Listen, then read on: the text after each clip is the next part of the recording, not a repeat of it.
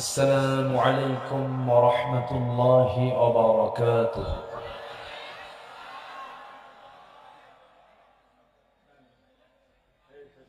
إن الحمد لله الأكرم الذي خلق الإنسان وكرمه وعلمه من البيان ما لم يعلم،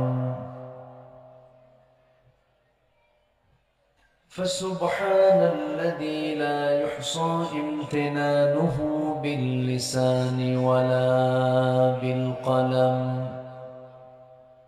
نشهد أن لا إله إلا الله وحده لا شريك له، ونشهد أن سيدنا وحبيبنا ومولانا محمدا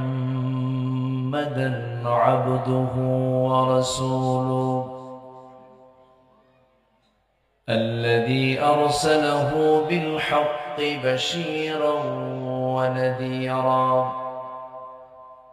وداعيا إلى الله بإذنه وسراجا منيرا. فقد قال الله تعالى في كلامه المجيد وفرقانه الحميد: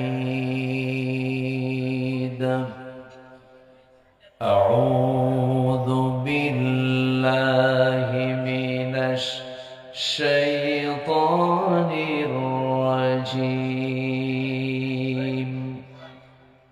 بسم الله الرحمن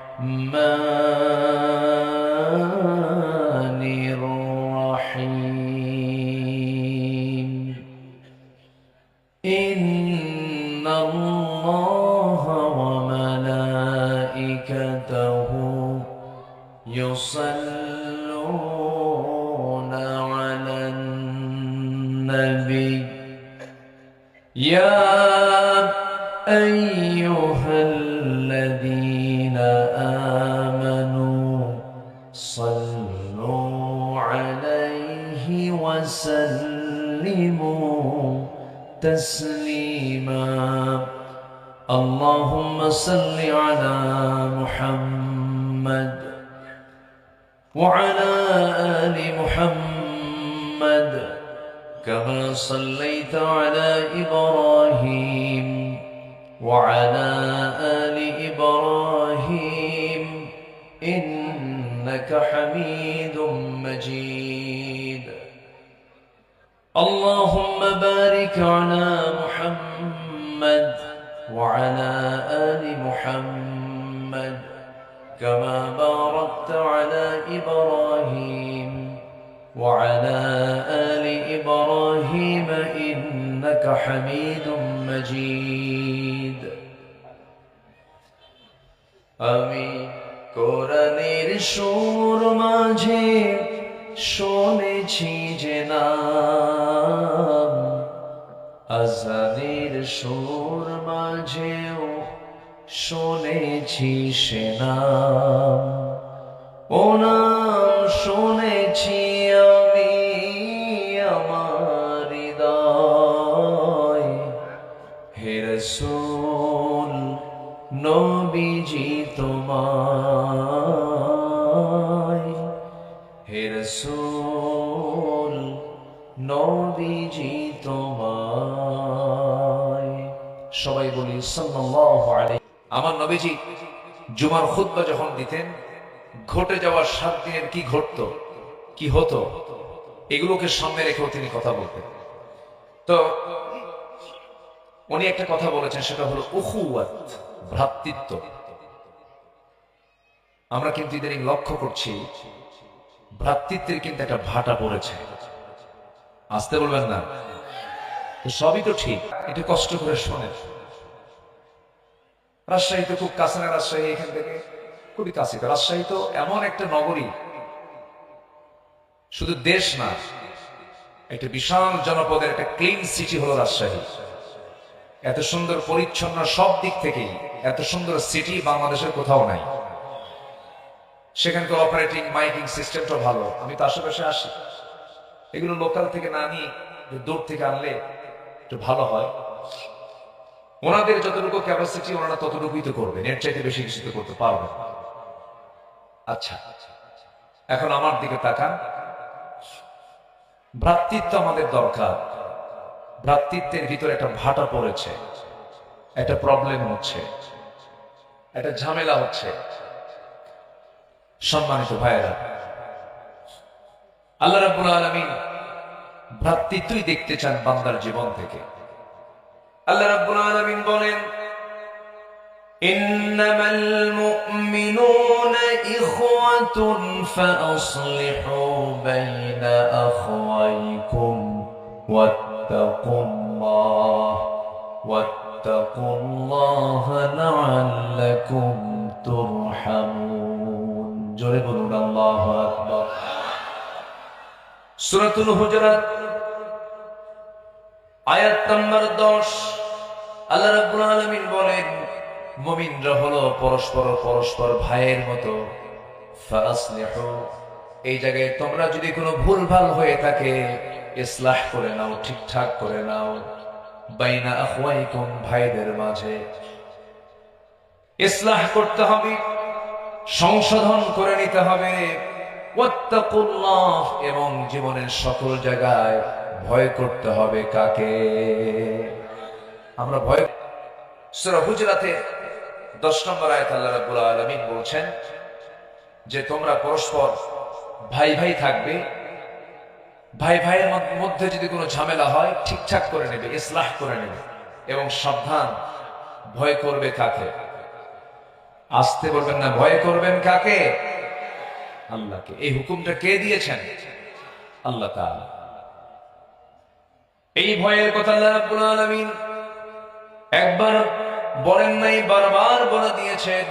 আরেক জায়গায় বলছেন, ইয়া আইয়ুহাল্লাযীনা আমানু তাকুল্লাহা ওয়াল তানজুর নাফসুম মা কদ্দামাত লিগাদিন ওয়াত্তাকুল্লাহ ইন্নাল্লাহা খাবীরুম বিমা তা'মালুন। জোরে বলুন আল্লাহু আকবার। আল্লাহ বলছেন, আমাকে ভয় করো, আমি রব, আমাকে একমাত্র ভয় করে এবং লক্ষ্য করে দেখো। ওয়াল তানজুর নাফসুম মা কদ্দামাত লিগাদ, আগামী কালের জন্য নিজে তুমি কি আমলগুলো পাঠাচ্ছ, আগামী দিনের জন্য, হাসরের দিনের জন্য, পরকালের জন্য। ওয়াত্তাকুল্লাহ, এবং আল্লাহকে আবারও ভয় করো। আর শুরু করেছেন ভয় করো শব্দ দিয়ে, মাঝখানে একটু কথা বলে আবার বলছেন ভয় করো। তোমরা যা কিছু করো সকল কিছুতে সকল বিষয়ে সবচেয়ে বেশি খবর রাখেন তিনি আমার কে? আসতে বলবেন না, তিনি আমার কে? আল্লাহ তাআলা। এজন্য বান্দার জীবনের সবচেয়ে বড় অর্জন হলো আল্লাহর ভয়, তাকওয়া।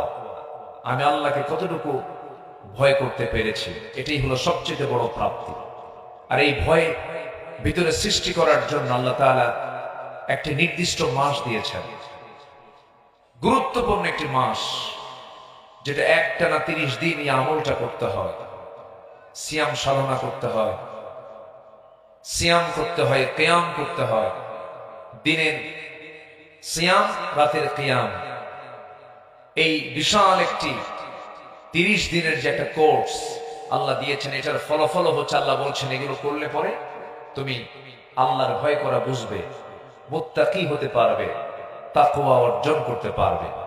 তাহলে আমার আল্লাহ প্রত্যেক বান্দাকে দেখতে চান, যে গুণটা প্রত্যেক বান্দার মধ্যেই থাকা চাই সেটা হলো তাকওয়া। আর তাকওয়া যার মধ্যে আছে সে হলো মুত্তাকি। আর মুত্তাকি হওয়ার জন্য একটি সুন্দর মাস আমার আপনার সামনে আসছে। সে মাসের নাম কি? বলেন, সে মাসের নাম কি? কোন রমজান? হ্যাঁ, সাবেনগঞ্জের রমজান আলী না, কিন্তু এটা হচ্ছে মাহে রমজান। কি রমজান বলেন? বহু রমজান আলী আছে না? রমজান আলী, জিলহজ আছে, জিলহজ আলী নাম আছে, রমজান নাম আছে, শাবান আলী নাম আছে, মুহররম আছে, রবিউল আছে, আছে না নাই? আচ্ছা, এই রমজান কিন্তু গোদাগাড়ির রমজান না, এই রমজান হলো মাসের রমজান। কিসের রমজান বলেন? রমজান মানে হলো রমাদান কারীম, মানে হলো জ্বালিয়ে দেওয়া, ভস্ম করে দেওয়া, সারখার হয়ে যাওয়া। তাহলে এই নামের অর্থ এরকম এত জটিল কেন? জ্বালিয়ে দেওয়া, ভস্ম করে দেওয়া, এই নামটা কেন দেওয়া হলো এই মাসে? রমজান থেকে এসেছে, যার অর্থ হলো জ্বালিয়ে দেওয়া, ভস্ম করে দেওয়া। কি জ্বালিয়ে দেওয়া, ভস্ম করে দেওয়া? কোনো ঘর না, কোনো বাড়ি না, কোনো মানুষকে নয়, কোনো জানমালকে নয়। এটা হলো বান্দার জীবনে অর্জিত যত গুনাহ করেছিল, এই গুনাহগুলোকে জ্বালিয়ে দিয়ে, ভস্ম করে দিয়ে সম্পূর্ণ নিজের জীবনকে গুনাহমুক্ত রাখার জন্য আল্লাহ রাব্বুল আলামিন এই মাসের নাম রমজান দিয়েছেন। জোরে বলি সুবহানাল্লাহ। তাহলে সামনের মাস হচ্ছে গুনাহগুলোকে নিজের জীবন থেকে মাইনাস করে দেওয়ার মাস। এই মাসকে আমরা কাজে লাগাবো না ইনশাআল্লাহ? একটু জোরে বলি ইনশাআল্লাহ। সারাদিন ভালোই থাকে রমজান আলী। রমজান আলী রমজান মাসে রোজা রাখে, ভালোই থাকে, কোনো সমস্যা নাই, সেহরি খায়, ইফতারও করে। ইফতার করার পরে চলে যায় চৌমাথায়। চৌমাথায় অথবা ত্রিমোহনী এরকম আছে না, এরকম মাথার মোড় যে আছে, ওই মাথার মোড়ে গিয়ে দোকানদারকে বলে, ভাই সারাদিন ভালোই ছিলাম, রোজা ছিলাম, ভালোই ছিলাম, কিন্তু এখন তো মাথা ঘোরে, দাও ওষুধ, দাও বিড়ি দাও। আছে না নেই বলেন তো? একটা টান দিছে, এক বিড়ি খাওয়া শেষ, বললো সারাদিন খাই নাই তো, তো যেটা খাই নাই এটা কাজা সহ আদায় করি, দাও আরেকটা। আছে না নেই বলেন তো? আচ্ছা, তাহলে রোজার ট্রেনিং যদি এটা হয়, এই রোজার প্রাপ্তি কি তার কাছে আছে? সমস্যা? বসে। খুব সুন্দর কথা বলেছেন উনি, আমাদের সালাউদ্দিন আইয়ুবী না? ওই তো আইয়ুবী আর গাজী তো একই কথাই না? মেরে দিলাম একটা। যে ক্যামেরা কি হয়েছে আপনার মোবাইল সরেন, ওনার সঙ্গে আমার একটু কন্ট্যাক্ট হোক। হ্যাঁ, ভয় পাচ্ছেন নাকি আপনার? ভয় পাওয়ার কোনো কারণ নেই, যতটুকু আছে বলি আলহামদুলিল্লাহ। তাহলে রোজা রেখে যদি বিড়ি খাওয়া বন্ধ না হয়, তাহলে কি প্রশিক্ষণ হলো বলেন তো? প্রশিক্ষণ হলো? হলো। সাহাবে কেরাম রোজা রেখেছেন মাত্র 16টা। কয়টা? 16টা। বদরে চলে গেছেন। কোথায় গেছেন? বদরে। বদরের যুদ্ধ কি খেলতে যাওয়া না অস্তিত্ব? জীবন মরণ লড়াই, দিনকে বিজয়ী করার জন্য লড়াই। কয় রোজা পালন করেছেন? 16টা। আর আমরা এমন রোজা আছি, ত্রিমোহনীর মাথায় গিয়ে এক বিড়ি খায় আরো 2 বিড়ি লাগে। তাহলে আমাদের ট্রেনিং হয়নি। একজন রোজাদার কখনো দুনিয়ার তৈরি করা বিধান মানতে পারে না। একজন রোজাদার কখনো আল্লাহর দল ছাড়া দুনিয়ার কোনো দল করতে পারে না। একজন রোজাদার কখনো নামাজি নেতৃত্ব ছাড়া বেনামাজি নেতৃত্ব মানতে পারে না। আমার দেশে ইফতার পার্টি হয়। কি পার্টি? প্রধান অতিথি শ্রী রামায়ণ চন্দ্র দাস। আছে না নাই বলেন তো? আছে না নাই? প্রধান অতিথি কে? শ্রী রামায়ণ চন্দ্র দাস। তাহলে বলেন তো, ইফতার পার্টি কি এমন দাওয়াত হবে? ইফতার করবে কারা বলেন? ইফতার কার জন্য? রোজাদারের জন্য। আমার দেশে কিন্তু অধিকাংশ যারা ইফতার করে তারা কি রোজা থাকে? ওরা কি বলে জানেন? রোজা তো রাখি না, এক গুনাহ করছে, ইফতার না করে আবার গুনাহের কবিরা করবো, তাড়াতাড়ি ইফতার নিয়ে আসে। কি আছে না নাই বলেন তো? এগুলো শুধু একটা ট্র্যাডিশন চলছে, ট্র্যাডিশন, জাস্ট একটা প্রথা মনে করছে ওরা। না, রোজার উদ্দেশ্য এটা নয়। যারা পারেন আমার সঙ্গে ঠোঁট ভেঙে বলুন, ইয়া আইয়ুহাল্লাযীনা আমানু কুতিবা আলাইকুমুস সিয়াম কামা কুতিবা আলাল্লাযীনা মিন ক্বাবলিকুম লাআল্লাকুম তাত্তাকুন। জোরে বলুন আল্লাহু আকবার। রোজাকে আল্লাহ রাব্বুল আলামিন শুধু ফরজ করেন নাই, লিখিত আকারে ফরজ করেছেন। কি আকারে? আচ্ছা বলুন তো, লিখিত দলিল মজবুত না মৌখিক দলিল মজবুত? যাহ, মুখে দিলাম, আছে গুরুত্ব আছে। 3 দিন পরে কি হবে? দিলাম না, যা, ঠিক আছে না, দিলাম। আর আপনি যেটা লিখে দিয়েছেন, লিখে দিলাম, আপনি কি পারবেন 3 দিন পরে বলতে পারবেন দিলাম না? এই যে বললেন দিলাম না, তখন কি দেখাবে? এই যে আমার কাছে দলিল। তাহলে দলিল কোনটা মজবুত হয়, মুখে না লিখে? আল্লাহ রোজা ফরজ করেছেন মুখে না লিখে? কুতিবা, কাতাবা ইয়াকতুবু, কুতিবা মাজহুল থেকে এসেছে, লিখিত আকারে পাশ করা হয়েছে সিয়ামকে। এটা দুর্বল কোনো বিধান নয়। অথচ আমার দেশে রমজান মাসে দিনের বেলা হোটেল তো খোলা থাকেই, হোটেলের সামনে পর্দা দিয়ে বিশেষ দ্রষ্টব্য লেখা থাকে, ভিতরে পর্দার সহিত খাবারের ব্যবস্থা আছে। আছে কিনা বলেন? এগুলো কি রোজা? রোজার পরিবেশ? এটা কি রোজার দেশ, রোজার সমাজ? এটা একটু কান লাগান। আমি যে উদ্দেশ্যে, আমি যেদিকে যাচ্ছি, আমি যেন এ অল্প সময়ের মধ্যে যেন একটা ধারণা আপনাকে দিতে পারি। আল্লাহ যেন সেই তৌফিক দান করেন। জোরে বলি আমিন। আচ্ছা, রোজা মানে আমরা অনেকে জানি না খেয়ে থাকা। আসলে কি না খেয়ে থাকার নাম রোজা? বৈধ স্ত্রীর কাছে না যাওয়া নির্দিষ্ট সময় পর্যন্ত, নিজের বউ আমার জন্য জায়েজ। রোজা থাকলে বলেন, রোজা থাকলে না জায়েজ, জায়েজ না। আমি স্ত্রী সহবাস করছি না, আমি খাচ্ছি না, হুকুমটা কার? আসতে কার?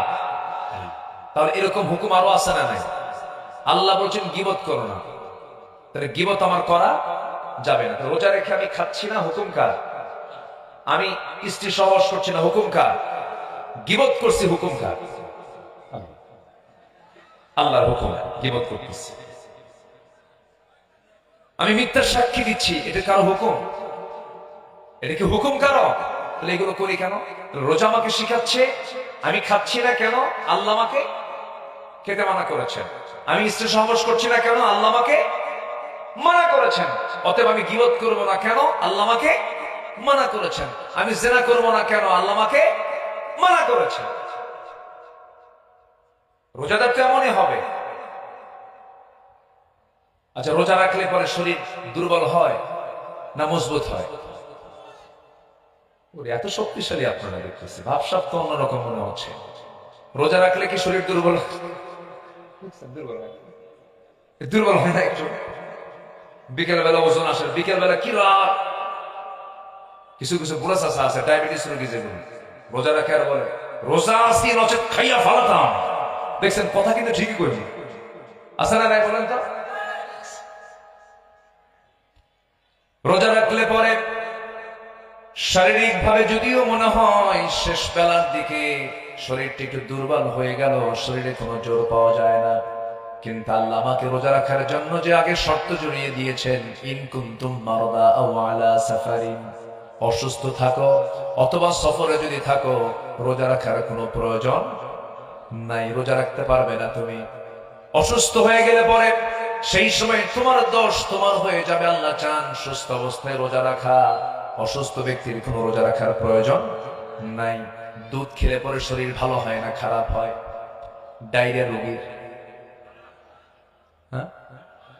দুধ ভালো, ডায়রিয়া রোগীর দুধ খারাপ, কারণ ওর পেটই তো খারাপ। রোজা যে সুস্থ মানুষ তার জন্য ভালো, তার জন্য ভালো।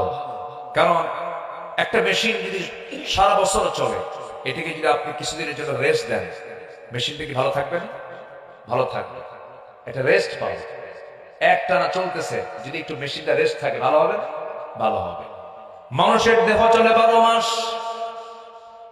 এই 12 মাসের ভিতরে যদি একটা মাস বান্দা রেস্ট দিয়ে দেয়, তখন তার মাথা থেকে পা পর্যন্ত যত পার্টস আছে সমস্ত পার্টস গুলো তার ঠিক থেকে যায়। আল্লাহ পাক এটাকে বিশ্রামের জন্য দিয়েছেন, বান্দা আমি তোকে সুস্থ রাখতে চাই, আমি তোকে সবল রাখতে চাই। বিশ্বের কিছু কিছু মেডিকেল ইউনিভার্সিটি, মেডিকেল ক্লিনিক গুলো কিছু কিছু রোগ আছে, কিছু কিছু চিকিৎসা আছে, যেরকম জটিল রোগ একটা ক্যান্সার, ক্যান্সারের চিকিৎসা করার জন্য বহির্বিশ্ব ইউরোপ আমেরিকাতে কিছু কিছু ট্রিটমেন্ট তারা করতেছে। একটানা তাদেরকে 10 ঘন্টা 12 ঘন্টা করে তাদেরকে না খেয়ে রাখে, না খেয়ে রাখলে পরে নাকি ক্যান্সারের জীবাণুগুলো সরে যায়। আমার বন্ধুগণ, আল্লাহ পাক রোজা বান্দাকে দিয়েছেন অসুস্থ হওয়ার জন্য নয়, সুস্থ মানুষ আর অসুস্থ হওয়ার জন্য। জোরে বলে সুবহানাল্লাহ। কিন্তু ওই দুধের মতো, যে দুধ পেট ভালো সেই দুধ স্বাস্থ্যের জন্য ভালো, কিন্তু যে পেট খারাপ সেই দুধ খেলে কি হবে? আরো খারাপ হয়ে যাবে। তো রোজা, যিনি সুস্থ মানুষ তার জন্য রোজা, যিনি অসুস্থ তার জন্য রোজা নয়। এটা মানা করে দিয়েছেন কে? আল্লাহ। আমার বন্ধুগণ, একটু কান লাগাবেন, একটু মনোযোগ দিয়ে শুনবেন। আল্লাহ রাব্বুল আলামিন বলেছেন রোজা রাখলে পরে তোমার উপকার হবে, একটা সবচেয়ে বড় গুণ তুমি অর্জন করতে পারবে, সেটা হলো কুতিবা আলাইকুমুস সিয়ামু কামা কুতিবা আলাল্লাযীনা মিন ক্বাবলিকুম লাআল্লাকুম তাত্তাকুন। পারবে। মুত্তাকি এমন একটা গুণের নাম, যে গুণটা অর্জন করতে পারলে আল্লাহ রাব্বুল আলামিন তাকে জান্নাত দিয়ে দিবেন। মুত্তাকি কারা? মুত্তাকিদের কি বৈশিষ্ট্য হবে আল্লাহ রাব্বুল আলামিন কোরআন খোলার সঙ্গে সঙ্গে তা জানায় দিয়েছেন। যারা পারেন ঠোঁট মিলিয়ে বলুন, যালিকাল কিতাবু লা রাইবা ফীহি হুদাল লিল মুত্তাকিন আল্লাযীনা ইউমিনুনা বিল গায়বি ওয়া ইউকিমুনাস সালাতা ওয়া মিম্মা রাযাকনাহুম ينفقون والذين يؤمنون بما أنزل إليك وما أنزل من قبلك وبالآخرة هم يوقنون جلبون الله أكبر الله رب العالمين নিজে বলছেন মুত্তাকি কারা? الذين جنا ইউমিনুনা বিল গায়বি, যারা অদৃশ্যের প্রতি যারা বিশ্বাস আনবে। আল্লাহকে দেখা যায় না কিন্তু বিশ্বাস আছে না নাই? আসতে বলবেন না, আছে না নাই? কিন্তু এমন বক্তব্য দেওয়ার মতো লোক আমার দেশে বহু আছে, যা দেখা যায় না তা বিশ্বাস করা যায় না। এরকম আছে না? Unseen is nothing. Communist party আমার দেশে কিন্তু আছে। যেরকম কমিউনিস্ট পার্টির একজন নেতা হলো শাহ সুফি হাসানুল হক ইনু। শুনছেন না? নাম শোনেন নাই? এখন কোথায় সে? কোথায়? ভিতরে। আমাদেরকে নিয়ে বহু কথা বলেছে, আমাদেরকে 16টা বছর শুধু জঙ্গি বলে গালি দিয়েছে।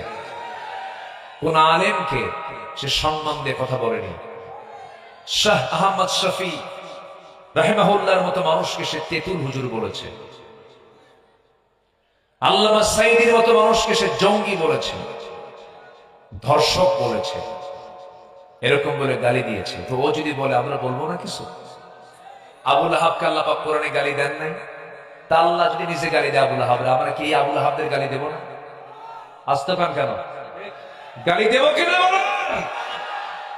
16 বছর এই ইনু, ওর মুখের ভাষা একটাই ছিল জঙ্গিবাদ, জঙ্গিবাদ, জঙ্গিবাদ। ওর জিকির একটাই ছিল, আল্লাহর নাম নাই, খালি কি কইছে? জঙ্গিবাদ। এই 6 মাসে কোন জঙ্গিবাদ আছে? কোন জঙ্গি নাটক আছে?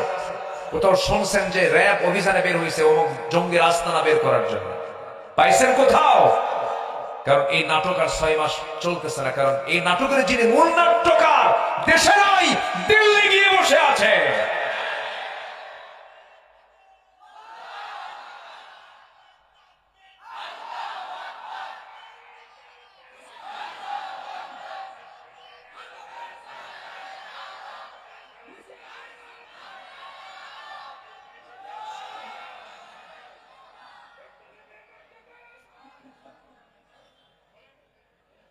সম্মানিত বন্ধুগণ, কোন নাস্তিকের বাচ্চা ইসলামের বিরুদ্ধে কথা বললে জিহ্বা টেনে ছিঁড়ব আমরা।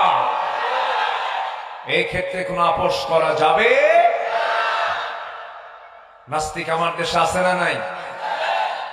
গত 2 দিন আগে রাসূলকে নিয়ে বাজে কথা বলেছে, ধরছে, ওরে জেলখানায় ঢুকেছে। আমরা এমন একটা আইন চাই, আল্লাহ এবং রাসূলকে গালি দেওয়া মাত্রই তার পৃথিবীতে বেঁচে থাকার কোন অধিকার থাকতে পারে না। ইসলাম 3টা অপরাধকে চূড়ান্ত অপরাধ, চূড়ান্ত শাস্তি বলে গণ্য করেছে। 3টা অপরাধের শাস্তি, চূড়ান্ত শাস্তি দিয়েছে। 1 নাম্বার আস-সাইয়্যিবুজ জানি, বিবাহিত জেনাকার। কি জেনাকার বলেন? মানে বুড়া জেনাকার। কি জেনাকার? বুড়া। আশ-শাইখুজ জানি, বুড়া হয়ে গেছে, আকাম কুকাম ছাড়ে না। আল্লাহ বলতেছে ওই বুড়ারে ধর, একদম শেষ করে দেয়। ও শুধু সমাজে রোগ ছড়াবে। কি ছড়াবে? রোগ ছড়াবে। যুবক মানুষ, বিয়ে করে নাই, যৌবনের একটা উন্মাদনা আছে, হঠাৎ করে একটা মিসিং হয়ে গেছে। আল্লাহ বলছেন মিয়াতে জালদা, 100 দৌড়া মার, লোকজনের মধ্যে নিয়ে এসে একটু পিটা। কারণ অবিবাহিত, তো তাকে হত্যার অর্ডার ইসলাম দেয় নাই। ইসলাম অবস্থা বুঝে, বয়স ভেদে শাস্তি নির্ধারণ করে দিয়েছে। ইসলামের কোন বিধান অমানবিক নয়, ঠিক কিনা বলেন? কিন্তু ওরা না বুঝে অনেক কথা বলে যে না, ইসলাম যে হত্যার অর্ডার দিয়েছে এটা অমানবিক। এই জাতীয় কথা বললে পরে ইমান আছে না ইমান গেছে? আপনি কি জানেন যে জেনা করবে বিবাহিত অবস্থায় সে একটা নিজেই একটা অ্যাটম বম, সে যে একটা জীবাণু, সে জীবাণু বহন করে চলছে। যে মহিলা একাধিক পুরুষের সঙ্গে মিলিত হবে, সে নিজে একটা অ্যাটম বম, সমাজের জন্য একটা মহামারী। ইসলাম এই জন্য তাকে দুনিয়া থেকে বিদায় করার অর্ডার দিয়েছে। ওর থেকে রোগ ছড়বে। কি ছড়বে? এইডস, HIV, সিফিলিস, গনোরিয়া, এই যে জটিল জটিল যে রোগ, এই রোগের কোনো ঔষধ নাই। সবকিছুর মূল কারণ হলো জিনা, ব্যভিচার। না বুঝে না জেনে কথা বলে ফেলে। সম্মানিত ভাইয়েরা, কষ্ট পাচ্ছেন নাকি আপনারা? চালাবো? এত সুন্দর মানুষ, বলি আলহামদুলিল্লাহ। কিসের গাড়ি এটা? কিসের গাড়ি? গোদা। কিসের গাড়ি? এদিকে তো সব তো মোটর গাড়ি। গোদা কেমনে কি আসলো? এখন কি আর গোদার গাড়ি আছে নাকি? নাম দিয়েছে বাপ দাদারা, তাই না? এই যে নামটা আমরা এখনো লালন করছি। খুব সুন্দর মানুষ আপনারা, আমি খুবই আনন্দিত। এত সুন্দর করে সবাই এই ব্যস্তপূর্ণ সময়, 24 ঘন্টার সবচেয়ে ব্যস্তপূর্ণ সময় হলো এই সময়টা। মানুষ বিভিন্ন কাজে দৌড়াদৌড়ি করে, একটু খেলে, এদিক সেদিক যায়। আপনার কোরআনের জন্য আপনারা বসে আছেন, বলি আলহামদুলিল্লাহ। তাহলে আগামী রমজান যে আসতেছে, এই রমজান শুধু তাকওয়ার মাস বললে ভুল হবে। আগামী রমজান হলো বদর যুদ্ধের মাস। রমজান হচ্ছে বিজয়ের মাস। আল্লাহু আকবার বলেন। এই মাসে বিজয় এসেছে। কি এসেছে? ফতে মক্কা, ইন্না ফাতাহনা লাকা ফাতহাম মুবিনা। এই বিজয়টা আল্লাহ পাক মক্কা বিজয়টাও দিয়েছেন রমজান মাসে। আবার বদর যুদ্ধটা হয়েছে কোন মাসে? রমজান মাসে। 17তম রমজান। কততম রমজান? দ্বিতীয় হিজরি 17তম রমজান। জীবনের প্রথম রোজা রেখেছেন সাহাবীরা। অভিজ্ঞতা প্রথম, জীবনের প্রথম অভিজ্ঞতা। মাত্র 16টা রোজা রেখেছেন। কোন সময় রাখলেন সে রোজা? যে সময় তারা ঘর বাড়ি ছাড়া, বউ বাচ্চা ছাড়া, দেশ ছাড়া, মক্কা ছেড়ে সবাই চলে আসছে কোথায়? মদিনায়। ওই সময় রোজা ফরজ হল। রোজা পালন করলেন সাহাবীরা লাআল্লাকুম তাত্তাকুন। তাকওয়ার চূড়ান্ত লেভেলে পৌঁছে গেলেন। আল্লাহ রাব্বুল আলামিন বললেন তোমাদের জন্য বদর যুদ্ধের ডাক চলে আসছে। আমি আল্লাহ বলছি লাকাদ নাসারাকুমুল্লাহু বিবাদরিন ওয়া আনতুম আদিল্লাহ। আল্লাহ সাহায্য করেছেন বদরে। বদরে মুসলমানদের সৈন্য সংখ্যা ছিল 313, কাফিরদের সৈন্য সংখ্যা ছিল 1000। খুব একটা কম বেশি না মনে হয়? হ্যাঁ, শুধু কম বেশি না, অনেক কম বেশি। সাহাবীদের কোনো ঘোড়াই নেই, ওদের সব অশ্বারোহী, সব ঘোড়া অস্ত্রে শস্ত্রে সজ্জিত একটি প্রশিক্ষিত টিম নিয়ে আবু জেহেল 1000 সৈন্য নিয়ে রওনা দিয়েছে। এই গাজী ভাই কই যান? গাজী ভাই বসে, গাজী সালাউদ্দিন ভাই বসে। 1000 সৈন্যবাহিনী নিয়ে আবু জেহেল, উতবা, শাইবা, মুগীরা, ওয়ালিদ সব কাট্টা কাট্টা কাফেররা লোহিত সাগরের পাশ দেখে সে চলে গেছে বদর প্রান্তরে। নবীর কাছে নিউজ হলো যে কাফেররা, কুরাইশরা সব বদর প্রান্তরে চলে আসছে, যা মদিনা থেকে মাত্র 80 মাইল দূরে। ওরা আসছে 350 মাইল ডিঙ্গিয়ে চলে আসছে। আমার নবীজি সাহাবে কেরাম বললেন, সাহাবীরা ঘটনা তো এই, ওরা চলে আসছে, ওরা মদিনাও অ্যাটাক করতে পারে আর সামনের দিকে এগিয়ে আসতে পারে, চলো আমরা প্রতিহত করি। সাহাবীরা সামনে দাঁড়ায় বলেন, ইয়া রাসূলুল্লাহ, রোজা আছি, শরীর দুর্বল, কিন্তু ঈমান তো দুর্বল না, তাকওয়া আছে। যেরকম সুবহানাল্লাহ। আচ্ছা, মুসলমানের বিজয়ের জন্য গায়ের জোর দরকার না ঈমানের জোর দরকার? কিসের জোর দরকার বলেন? ঈমানের জোর দরকার। ঈমানের জোরটা আছে ইয়া রাসূলুল্লাহ, কিন্তু রাসূল বললেন, না রে না, শুধু ঈমানের জোর থাকলেও হবে না, গায়ের জোরও থাকতে হবে। আজকের দিনে যে তোমরা রোজা রেখেছো, যুদ্ধ গিয়ে তরবারি চালাতে হবে, রোজা ভেঙ্গে ফেলে দাও, রোজা ভেঙ্গে ফেলে দাও। রোজা ভেঙ্গে ফেলার যখন কথা বলা হলো, সঙ্গে সঙ্গে সাহাবীরা বললেন, ইয়া রাসূলুল্লাহ, রোজা যে ভাঙবো এটা তো ফরজ রোজা, আমরা রোজাও রাখবো, এটাও ফরজ, জিহাদও ফরজ।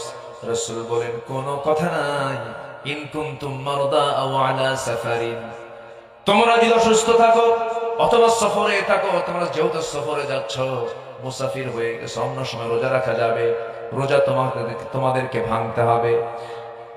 আমার নবীজি নিজেও রোজা ভাঙলেন, সব সাহাবী রোজা ভেঙ্গে ফেলে দিলেন। আমার নবীজি যুদ্ধের ময়দানে ঝাঁপিয়ে পড়লেন। রোজা রাখা ফরজ, জিহাদ করাও ফরজ, কিন্তু কোন ফরজের জন্য আরেক ফরজ ভাঙ্গা লাগলো? বলেন বলেন বলেন বলেন বলেন বলেন, কোন ফরজের জন্য? আর সেই জিহাদকে অনেকে পাত্তাই দিতে চায় না। পাত্তা দেবে কেন? জিহাদ তো ঝুঁকিপূর্ণ কাজ। জিহাদ কি কাজ? ঝুঁকিপূর্ণ। রোজা রাখতে কি কোনো অসমস্যা আছে? বেগুনি খাওয়া যায়। কি খাওয়া যায়? বেগুনি খাওয়া যায়। বরঞ্চ রমজান মাস অন্য মাসের চেয়ে তারা বেশি খায়। আবার কয় কি জানেন, এই মাসে কোনো খাইলে হিসাব নাই। দেখছেন কি হাদিস পাইছে? কে বলেছে হিসাব হবে না?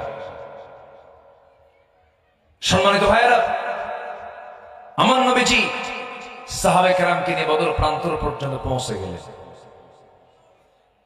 কি ঘটনা? কি পিকনিক? ওরা মিলাদ পড়াচ্ছে। ঠিক আছে, পড়াও। রাস্তায় চললে উচিত হলো আল্লাহর কালাম তেলাওয়াত করা, কারণ রাস্তার চাকার সাথে সাথে দুর্ঘটনা আছে না নাই বলেন তো? আর এই জাতি কি করে জানেন? মানে মানে মৃত্যুর সময় যেন মালাকুল মউত তো আসবে, ওর সাথে যেন শয়তানও আসে। বিয়ের দিন পিকনিকে যে গান বাজনা গুলো হয়,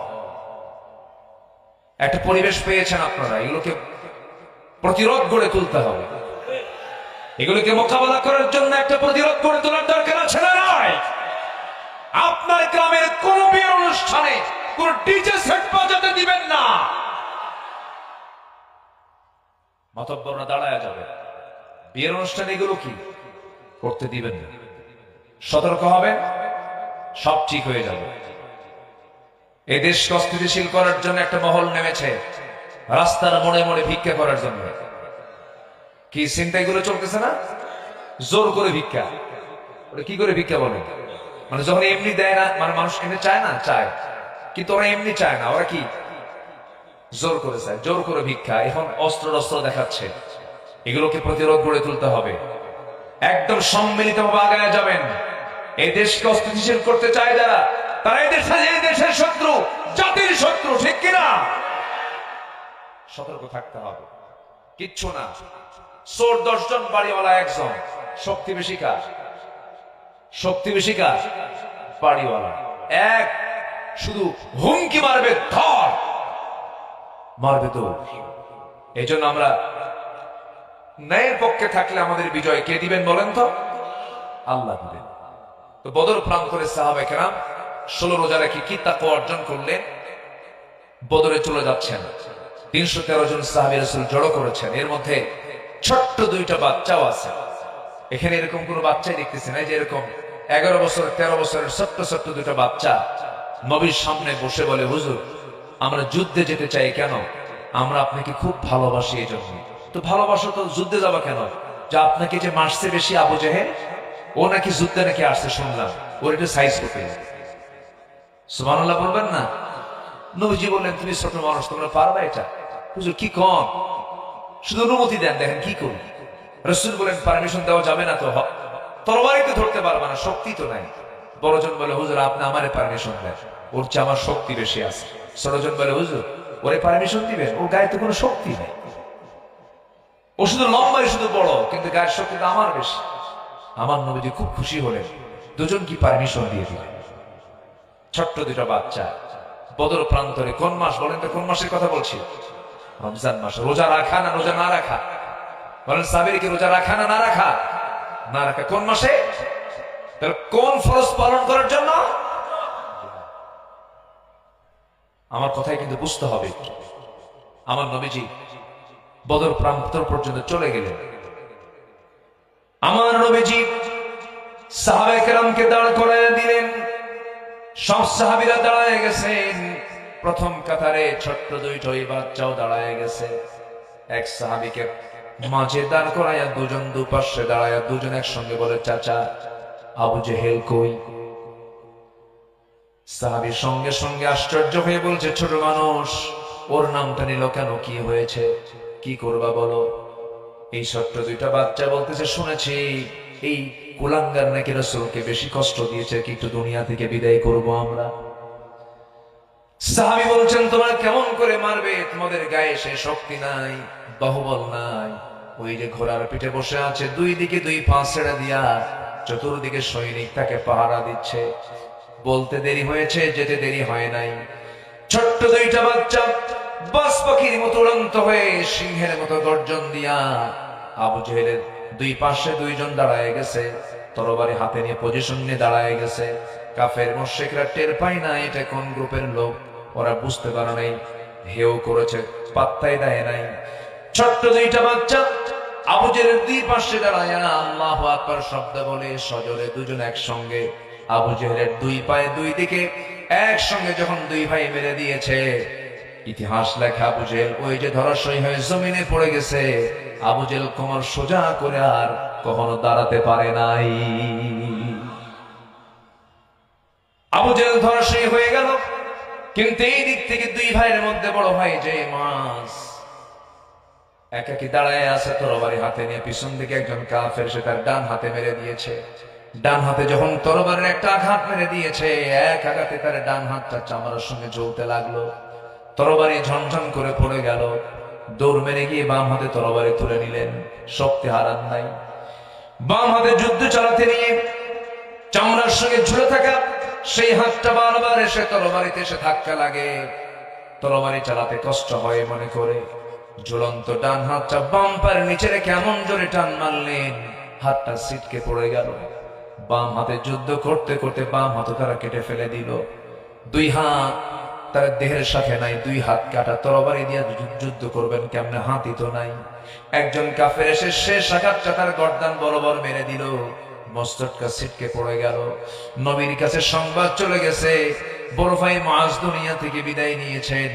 এই সাহাবী দুনিয়া থেকে বিদায় নিয়া রমজান মাসে বিদায় নিয়া গোটা দুনিয়ার সমস্ত মুসল্লিদেরকে, সমস্ত রোজাদারকে, সমস্ত রমজান মাসের সাইমদেরকে জানায় দিচ্ছেন, ও রমজানের মুসল্লিরা, ও রমজানের সিয়াম পালনকারীরা, আল্লাহর জমিন আল্লাহর দ্বীনকে বিজয়ী করার জন্য রমজান মাসে আল্লাহর পথে জীবনটা এমন করে হাসি মুখে দিতে হয়, যেরকম সুবহানাল্লাহ। কিন্তু আমরা এমন রোজা রাখলাম, বিড়িটাই ছাড়তে পারলাম না, যুদ্ধে যাবো কোথায়? আমি কি ভুল বলছি ভাই? আমি কি ভুল বলছি? সবাই নামাজ পড়ি তো নাকি? সবাই নামাজ পড়েন তো? 5 ওয়াক্ত নামাজ পড়তে রাজি আছেন কারা কারা? একটু হাত তুলে দেখেন তো দেখি। জোরে বলি ইয়া আল্লাহ, আর জোরে বলি ইয়া আল্লাহ। আমাদেরকে 5 ওয়াক্ত সালাত আদায় করা তৌফিক তুমি আল্লাহ দিয়ে দাও। জোরে বলি আমিন। হাত নামান। ওই যুদ্ধের ময়দানে মুসলমানদের বিজয় এসেছে। সাহাবীর শাহাদাত হয়েছে 14 জন। কতজন বলেন তো? 14 জন সাহাবী শহীদ হয়েছেন।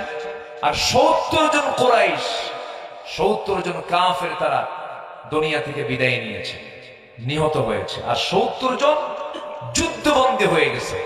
নবীর নিয়ন্ত্রণে তারা চলে আসছে, যুদ্ধে বন্দী হয়ে গেছে নবীর হাতে। এর মধ্যে ছিল হলো 2 জন বিশেষ ব্যক্তি যা নবীজির একদম সরাসরি আত্মীয়। একজন হলো সাইয়েদনা আব্বাস রাদিয়াল্লাহু তাআলা, তখন তিনি ইসলাম কবুল করেন নাই, তিনি যুদ্ধবন্দী হয়ে গেলেন। এবং নবীজির আপন বড় মেয়ের জামাই আবুল আস, আপন বড় মেয়ের জামাইয়ের নাম কি? আবুল আস। এই 2 জন ব্যক্তি যুদ্ধবন্দীর তালিকায় 70 জনের এই 2 জন একজন, এই 2 জন। আমার নবীজি বলে দিলেন, সাহাবীরা যারা যুদ্ধবন্দী এদের সবাইকে পিঠ মোড়া দিয়ে বাঁধবে আর খেতে দাও, তোমরা কিছু খেজুর দাও, কিছু রুটি দাও, এরকম করে তিনি বলে দিলেন। তো সবাইকে খেজুর দেওয়া হলো, কিন্তু সবাইকে আবার রুটি দেওয়া হলো না।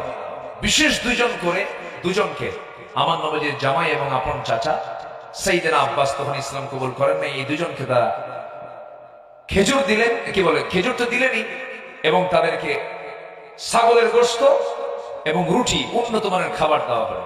এবং যে হাতটা বাঁধা হয়েছে, হাতের বাঁধনটা একটু ঢিল করে দেওয়া হলো। জামাই তো, ওইদিকে আপন চাচা। নবীর কাছে সংবাদ দিল, হুজুর গ্রেফতার হয়েছে আপনার আপন চাচা এবং আপনার জামাই। কি করলা তোমরা? হুজুর আপনার জামাই কিন্তু আদর করছে আমরা। কেন? বান্ধনটা একটু নরম করে দিয়েছি আর খাবারটা একটু উন্নত করে দিয়েছে। রাসূল বলেন, না, এটা করা যাবে না, স্বজন প্রীতি দেখানো যাবে না। আমার জামাই এবং আমার চাচার সঙ্গে তোমরা যে আচরণ করেছো, বাকি 68 জনের উপরে সেই আচরণই করো। আল্লাহু আকবার বলেন। আমার নবীজি কি সমত রক্ষা করেছেন।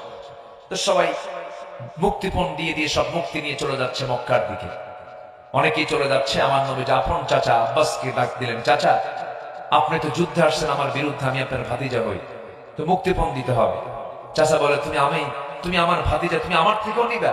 আপনি যুদ্ধে আসলেন কেন? আপনি কেন যুদ্ধে আসছেন? দিতে হবে। তো বলতেছে, তোমার চাচি আম্মার কাছে তেমন কিছু নাই। রাসূল বলেন, আপনি মিথ্যা কথা বললেন কেন? আপনি আমার চাচি আম্মার কাছে 6টা স্বর্ণের বার রেখে এসেছেন। সাইয়েদনা আব্বাস বলেন, ভাতিজা মুহাম্মদ, প্রায় 600 মাইল দূরে থাকা তুমি ব্যক্তি আমার ঘরে গোপনে 6টা স্বর্ণের বার আমার ঘরে আমি রেখে এসেছি, তোমাকে এই সংবাদটা দিল কে?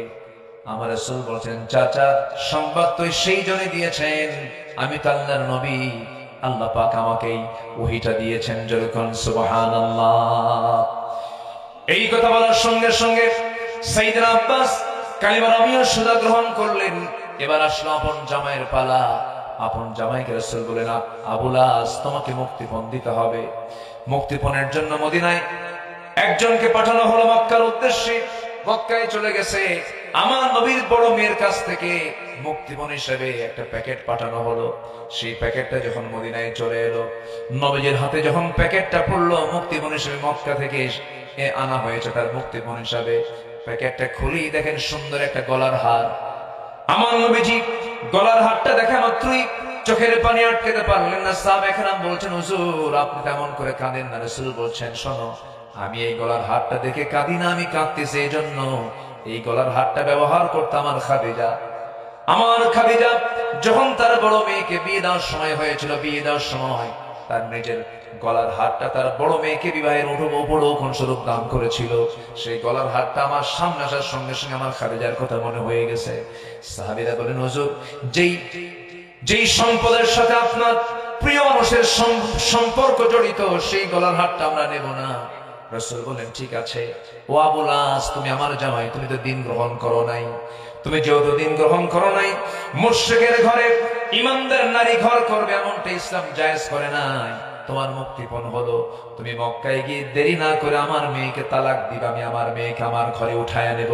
ইসলাম তেমন একটা দিনের নাম, একটা মেয়ের সঙ্গে একটা স্ত্রীর সঙ্গে স্বামীর সম্পর্ক পর্যন্ত নষ্ট হয়ে যায়, ঠিক কিনা? রাসূল কি করলেন? স্ত্রীকে তালাক দিয়ে নিলেন। এটাই হচ্ছে তোমার মুক্তিপণ, চলে যাও। তুমি আমার মেয়েকে তালাক দিয়ে মক্কা থেকে মদিনায় পাঠায় দিবে। মক্কায় ঢুকি তার আপন জামাই আমার রাসূলের মেয়েকে তালাক দিয়ে মদিনায় পাঠায় দিল। আমার নবীজি তালাক প্রাপ্ত সেই মেয়েকে তার ঘরে বরণ করলেন, কারণ ঈমান আছে, সম্পর্ক আছে। ঈমান নাই, সম্পর্ক নাই। এই বদর যুদ্ধের ঘটনা ঘটেছে কোন মাসে বলেন? আসতে বলেন কোন মাসে? সম্মানিত ভাইয়েরা, আমার মাতৃভূমি বাংলাদেশে 53 বছর শাসনকাল চলেছে। আজ পর্যন্ত মিনিমাম নামাজ সমাজে চালু হোক এই আইনটাই পাস হয়নি। অথচ সব সরকার ছিল অমুসলিম সরকার না মুসলিম সরকার? বলেন অমুসলিম না মুসলিম সরকার ছিল? যেই মুসলিমের পরিচয় দিয়ে ন্যূনতম নামাজের আইনটা যারা পাশ করতে পারে না, অন্তত তারা কোনদিন হাসরের দিন আমার আপনার কোন উপকারে আসবে না। সব সরকার দেখা শেষ। আগামীর সরকার হবে নামাজের সরকার, আগামী সরকার হবে ইসলামের সরকার, আগামী সরকার হবে কোরআনের সরকার। রাজি আছেন কারা কারা? হাত উঁচু করে দেখান মুসলমান।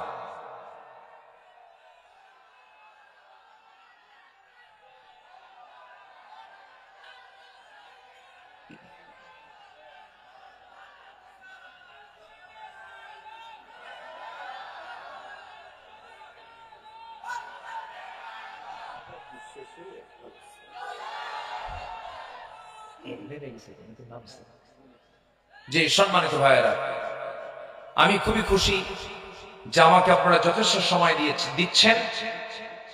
দিয়েছেন এবং দিবেন। জোরে বলি ইনশাআল্লাহ। আমরা শেষ সময় পর্যন্ত থাকবো। আমাকে না বলেই একটু স্বেচ্ছাসেবকরা আপনাদের হাতের কাছে চলে গেছে। প্রথমবার তো তার একটু হিমশিম খাচ্ছে। তা আমি হয়তো অনেকে ভুলেই গেছেন আমার আলোচনার দিকে মনোযোগ দিয়ে। তো একটু যেহেতু ব্যাগগুলো চলে গেছে, এই যুব সমাজ তার মাহফিল প্রত্যেক বছর করুক, আপনারা চান না? সবাই একদম এক ঝাঁকে যে যা পারেন, যেখানে টাকাটা আছে সেখানে একটু হাত দিয়ে একটু টাকাটা বের করে যতটুকু পারেন একটু দিল থেকে সবাই দেওয়ার চেষ্টা করবেন শাবান মাসের বরকত নেবার জন্য। একটু ব্যাগ যাচ্ছে, আমার মা বোন যারা আসছেন তারাও দিবেন, যে যা পারেন সবাই দিবেন। যেখানে টাকা আছে সেখানে হাত দিবেন, তবে অন্যের পকেটে হাত দেওয়া যাবে না। কিন্তু জিকির করি লা ইলাহা,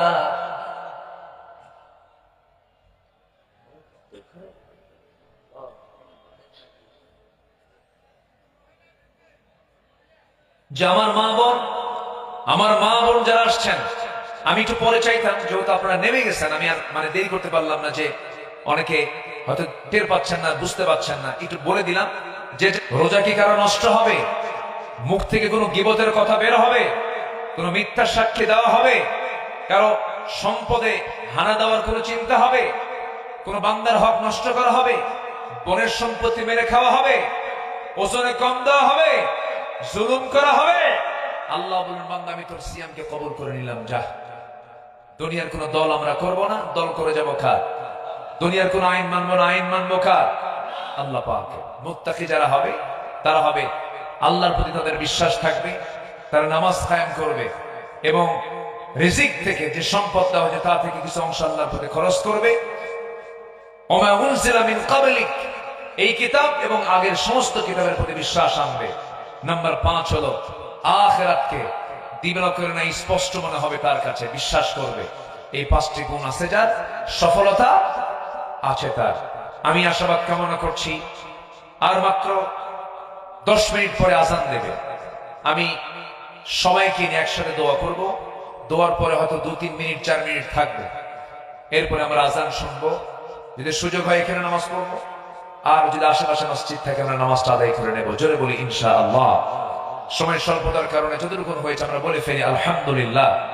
সবাই বলে সুবহানাকা আল্লাহুম্মা ওয়া বিহামদিকা আশহাদু আল্লা ইলাহা ইল্লা আনতা আস্তাগফিরুকা ওয়া আতুবু ইলাইকা।